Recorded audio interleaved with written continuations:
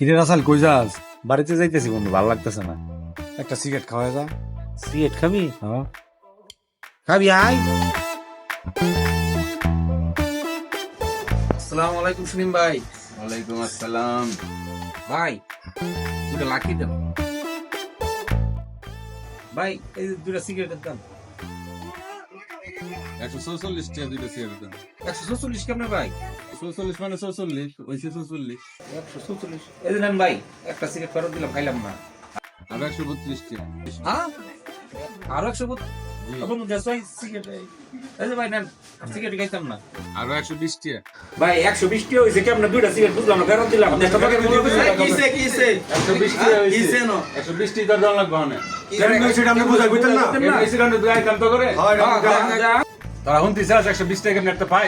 হ্যাঁ বলতাম না কিভাবে পয়সা আমরা শুনমু তাহলে তোরা হুন।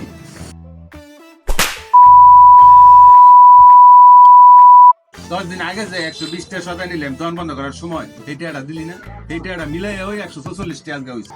ভাই জায়গাও না জায়গা পরে কথা কমু না এই খারাপ কাটতে তোর কাম আছে।